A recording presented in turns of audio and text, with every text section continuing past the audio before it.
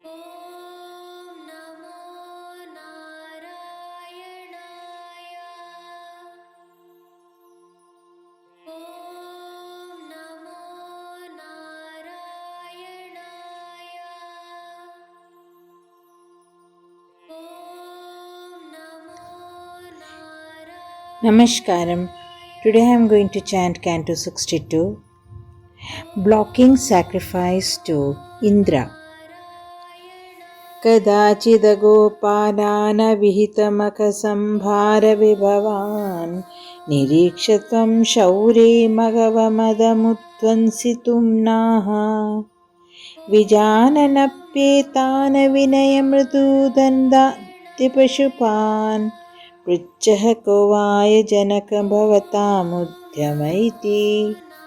O Lord, once on seeing the Gopas engaged in collecting the many requisites needed for a Vedic yaga in honor of the deity Indra, thou, intent on humbling the pride of Indra, asked the elders like Nanda in all humility and politeness the reason for such elaborate preparations, notwithstanding thy awareness of the same fully.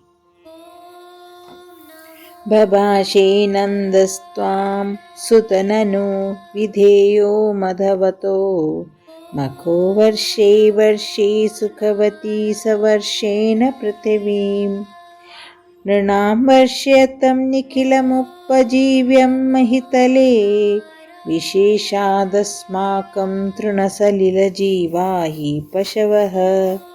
Nanda replied, My boy, we are bound to offer a grand sacrifice to Indra every year, for it is he who makes all the world happy by sending rain in time, and rain determines the availability of all necessaries of life for men, especially is it so for us, as our cattle live on grass and water.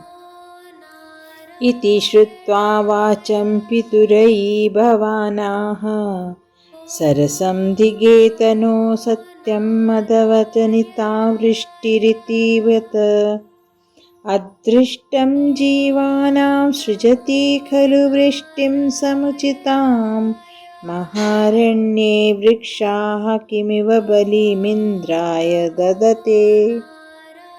Hearing these words of thy father, thou did reply with the following sweet and wise words. It is not true that Indra is the cause of rain. It is the adrishta, the unseen efficacy of past action of living beings that brings rain to them according to their deserts. Do the trees in the vast forest give any offering to Indra? इदं तावत् सत्यं यदिह पशवो नः कुलधनं तथा जीव्यायासौ बलिर्चलभत्रैर्समुचितः सुरेभ्योऽप्युत्कृष्टा ननु धरणिदेवाः क्षितितले ततस्ते अप्याराध्या इति जगदितत्वं निजजनान्. That cattle form the wealth of our tribe is indeed true. Then these offerings meant for securing adequate supplies of grass and water for them deserve to be made to this mountain Govardhana, for it is this mountain that provides these requisites for our animals. And on this earth, holy men are more deserving of worship than devas like Indra. Thus did thou say to thy clansmen. Bhadadvacham shrutva bahumatiyutaste api pashupaha Dvijendranarchanto balimaduruchaihi kshitibrute Vettaduhu pradakshinyam subrishamanamanar धरयुतास्तवमादः शैलात्मा बलिमखिलमाभीरपुरतः. Hearing thy words, the Gopas worshipped the holy men with great reverence, and made rich offerings to the mountain, circumambulating it and making reverential prostration, while thou, enlivening the mountain as the soul of it, did consume all the offerings in their presence. अभोचश्चैवं तानकिमिह वित्ततं मे निगदितं गिरीन्द्रो नन्वेष स्वबिलं भुक्ते सवपुषा अयं गोत्रो गोत्रद्विषी च कुपिते रक्षितो मलं समस्तानित्युक्त्वा जुंहृत्सुरखिला गोकुलजुषः. Thou did then tell them, "Don't you see I was not wrong?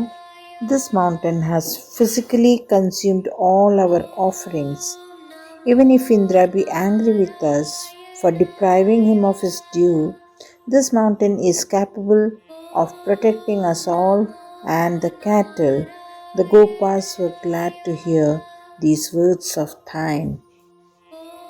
परिप्रीता याताः खलु भवदुष्पेता व्रजजुषो व्रजं यावत्तावनिजमखविभङ्गं निशमयन् भवन्तं जानन्प्यधिकरजसाङ्क्रान्तहृदयो न सेहे देवेन्द्रस्तव तु परिचितात्मोऽन्नतिर अपि. After the inhabitants of Vraja had returned to their abode with tea in a mood of great jubilation, Indra, who heard of the stoppage of the sacrifice that was his due, got enraged in spite of his knowing thy greatness from the fact and that he owed his own high position to thee. Manushyatvam यातो मधुविदितपि देवेष्वविनयं विदते चेन अष्टस्त्रिदशसदसां कोऽपि महिमा ततश्रवश्च ध्वंसिषे पशुपहतकस्य श्रियमिति प्रवृत्तस्तवां जेतुं स किल मदवा दुर्मदनिधिः. Insult offered by one of the human species, even if he be Mahavishnu, embodied as man, would destroy the generally accepted prestige and status of the Devas. I shall therefore destroy all the cows, homesteads, and other forms of wealth of this stripling of a cowherd boy and his tribe. So saying, Indra, full of false pride, made up his mind to punish thee. Twadavasam hantum pralaya jalada nambarabhuvi prahinvan vibranah kulishamayam bregabanabha pratasthayanyairantaradhyahanamarudhyadyairvihasito भवन्माया नैव त्रिभुवनपते मोहयति कमा. With a view to deluging thy residence, Indra inducted heavy deluge causing clouds in the sky and himself started on his white elephant armed with his weapon of the thunderbolt and followed by other gods like the deities of fire and air, who were however laughing within themselves as they knew very well that Indra would be making a fool of himself. Who is there that cannot be infatuated by thy Maya, O Lord of all the worlds? Surendram ruddhascheta द्विजकरुणया शैलकृपया व्यनातङ्को अस्माकं नियत इति विश्वास्य पशुपान् अहो किं नायातो गिरिभिर्दिति सञ्चिन्त्य वसन मरुदगेहादीश प्रणुदपुरवैरिणमगदान्. If Indra is angry with you, we shall certainly be protected by the grace of the holy men and the mountain. Thou who did thus convince the cowherds and wait, wondering why Indra had not yet turned up for his reprisal, may thou, O Lord of Guruvayur and the destroyer of Mura, be pleased to rid me of my ailments. Canto 62 is completed. I'll be back with the next canto in the coming week. Till then, Hari Om Tat Sat, Hari Om Tat Sat.